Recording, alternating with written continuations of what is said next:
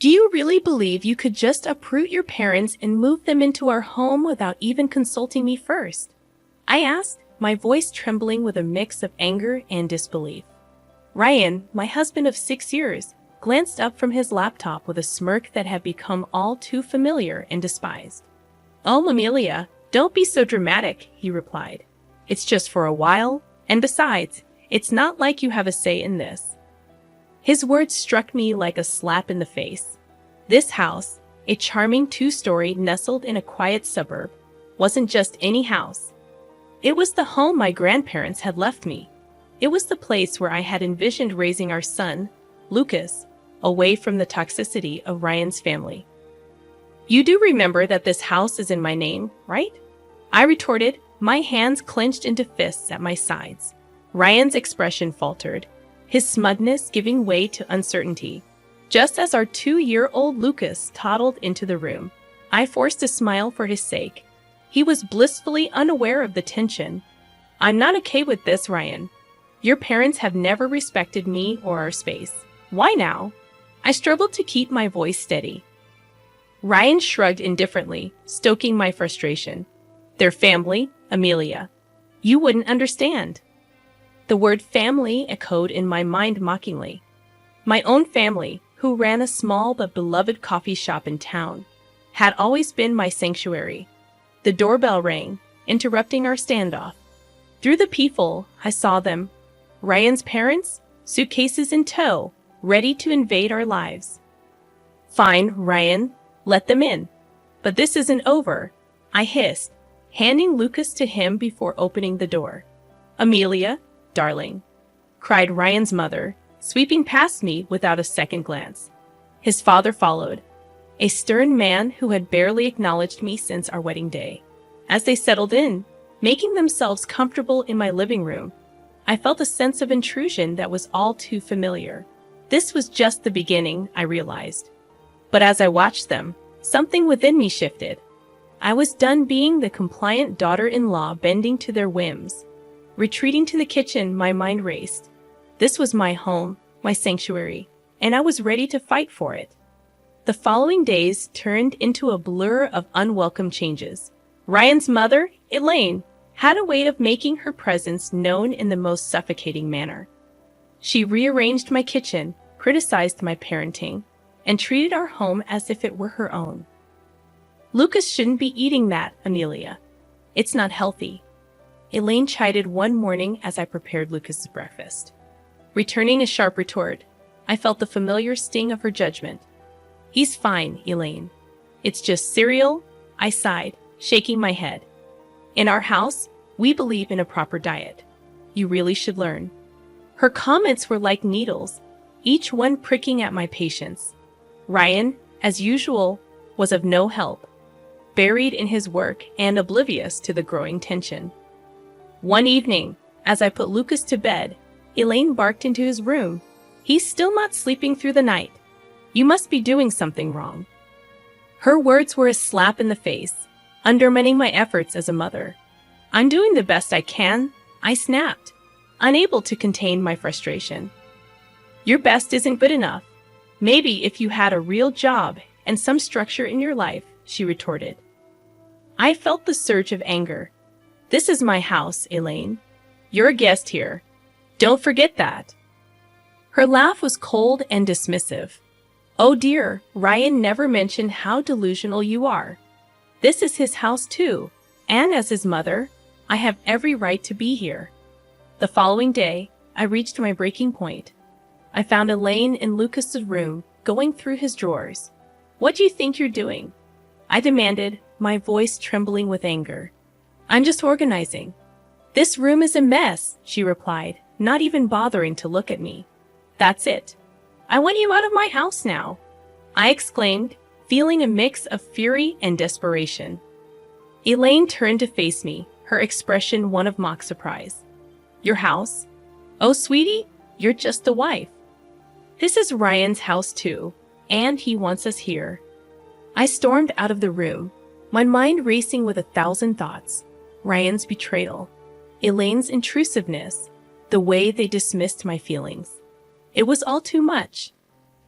I had grown tired of being pushed around, weary of my home being invaded by people who had no respect for me.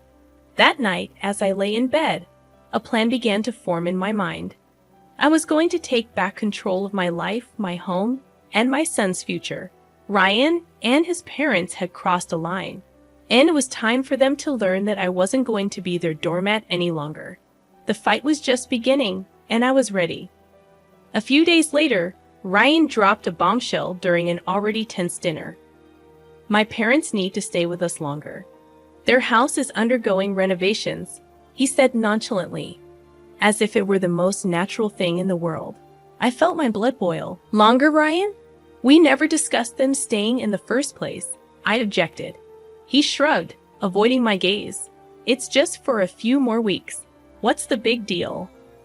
The big deal is that your mother treats me like an intruder in my own home. I snapped, my frustration reaching its peak.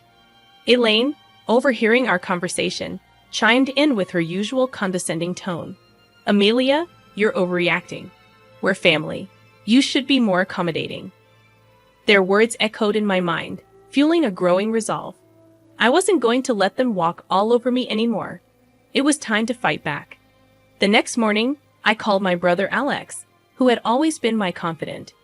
They're taking over my life, Alex. I can't take it anymore. I confessed, choking back tears. Alex's voice was firm and supportive. Amelia, you need to stand up for yourself. Don't let them bully you. It's your house, your rules. His words were the push I needed. I decided to confront Ryan, but this time I would be prepared. I gathered evidence of Elaine's overbearing behavior, the rearranged kitchen, the disrupted routines, her constant belittling comments. Confrontation day arrived. I waited until Elaine and Ryan were in the living room. We need to talk now, I announced, my voice steady despite the storm raging inside me. Ryan looked up, surprised by my tone. What's this about, Amelia? He asked. It's about your parents, Ryan. Their constant interference, their disrespect for my boundaries. It ends today, I declared, holding up my list of grievances. Elaine scoffed. This is ridiculous. We're just trying to help. Help by undermining me at every turn, by treating me like I don't matter in my own home. I countered, my anger palpable. Ryan shifted uncomfortably. Amelia, they're my parents. We can't just kick them out, he protested. No, Ryan, they're guests in my home, and they've overstayed their welcome. Either they leave, or I do with Lucas. I ultimatumed, my resolve unwavering. The room fell silent, the gravity of my words hanging in the air. I saw the flicker of realization in Ryan's eyes, but it was Elaine who spoke first. You wouldn't dare, she hissed, her facade slipping. Watch me, I retorted, my voice laced with determination. That night, Ryan's parents packed their bags. As they left, Elaine shot me a venomous look. You'll regret this, Amelia, she warned. But as the door closed behind them, I felt a weight lift off my shoulders. It was the first step in reclaiming my life, and I was ready for whatever came next. The days following Elaine and her husband's departure were eerily quiet. Ryan's demeanor had shifted to one of cold detachment, his interactions with me minimal and strained. I found solace in the peace of my reclaimed home and the joyous laughter of Lucas. One evening, as Lucas played with his toys, Ryan announced, I've got to go on a business trip. I'll be gone for a few weeks. His tone was indifferent, as if our strained relationship had taken a backseat to his career. Fine, I replied curtly, barely concealing my relief at the prospect of his absence. After Ryan left, the house felt different, liberating even. I started to revert the changes Elaine had imposed, each alteration feeling like a small victory. But the true turning point came when I stumbled upon a series of emails on Ryan's laptop, which he carelessly left open. They detailed an affair, an ongoing betrayal that cut deeper than any of his mother's snide remarks. Anger, hurt, and a sense of betrayal churned within me. I decided it was time for Ryan to face the consequences of his actions. I began to meticulously plan my next moves, each step calculated to ensure that Ryan and his family paid for their deceit and manipulation. The first step was to secure my financial and legal standing. I contacted a lawyer, explained my situation, and started the proceedings for what was now an inevitable divorce. Next, I turned my attention to the house, the symbol of my grandparents' legacy and my independence. I reached out to a real estate agent. I want to sell the house quickly and quietly, I told her. She was taken aback but sensed the urgency in my voice. Are you sure about this, Amelia? This is a big decision, she cautioned. I've never been more sure of anything. I replied with a resolve born of betrayal and newfound strength. The house went on the market, and within days, offers began to roll in. The thought of Ryan returning to find his precious control stripped away brought a bitter satisfaction. In the midst of this, I reconnected with my family, drawing strength from their support. We're here for you no matter what, my father assured me as I watched Lucas play, innocent and unaffected by the turmoil. I made a silent vow to protect his happiness at all costs. Ryan's return loomed on the horizon, but I was no longer the woman he had left behind. I was ready to confront him, armed with the truth and a plan to reclaim my life. The day Ryan returned was marked with a tension that hung thick in the air.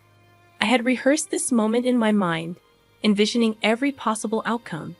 Yet my heart raced as I heard his key turn in the lock.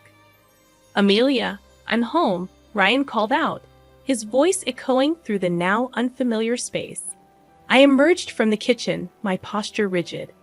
Welcome back, Ryan. We need to talk, I announced. He glanced around, noticing the changes I had made. What's going on? The house looks different, he remarked. I didn't flinch. I sold the house, Ryan. It's no longer ours. His face contorted with disbelief. You did what? You can't just sell our house without telling me, he protested. It's my house, Ryan. And after what I discovered, I don't think you have a say anymore. I said my piece, my tone steady but laced with simmering anger. He scoffed, trying to regain his composure. What are you talking about? The affair, Ryan? I know everything, I revealed, watching as his facade crumbled. His attempt at denial was weak and short-lived. Amelia, it's not what you think, he pleaded. I think it's exactly what it looks like. You betrayed me, our family, I retorted, the hurt evident in my tone. Ryan's expression shifted from shock to anger. You're overreacting. We can work through this, he insisted. There's no we anymore, Ryan. I'll file for divorce, I declared, handing him the papers. The ensuing conversation was a blur of accusations and denials, but I stood my ground. The man I had married was gone, replaced by a stranger fueled by selfish desires. As he stormed out, vowing to fight the divorce, I felt a sense of liberation mixed with apprehension. I had taken the first step towards a new life, but the battle was far from over. In the following weeks, the reality of our situation became public. Ryan's parents, once so imposing and confident, were now caught in the crossfire of their son's indiscretions. Their attempts to contact me were met with silence. I had severed all ties, focusing solely on Lucas and the finalization of the divorce. The day of the court hearing arrived. Ryan looked defeated, the weight of his actions finally dawning on him as the judge granted the divorce and custody of Lucas to me. I felt a sense of justice. Ryan's plea for reconciliation after the hearing fell on deaf ears. You made your choice, Ryan. Now live with it, I said, turning away from him for the last time. The news of our divorce and Ryan's affair spread, affecting his reputation and relationships. His parents, once so proud and judgmental, were now shunned by those who had once respected them. As I walked out of the courthouse, holding Lucas's hand, I realized that this was not just an end but a new beginning. It was a fresh start for me and my son, free from deceit and manipulation. The future was uncertain, but it was ours to shape. Life after the divorce felt like emerging from a long, dark tunnel into the light. I had regained control, not just of the house, which was now sold, but of my life. Lucas, blissfully unaware of the adult complexities, thrived in the love and stability I provided. My days were busy but fulfilling. With my focus now on rebuilding our lives and managing the coffee shop, which had become my sanctuary. However, the shadow of Ryan and his parents lingered.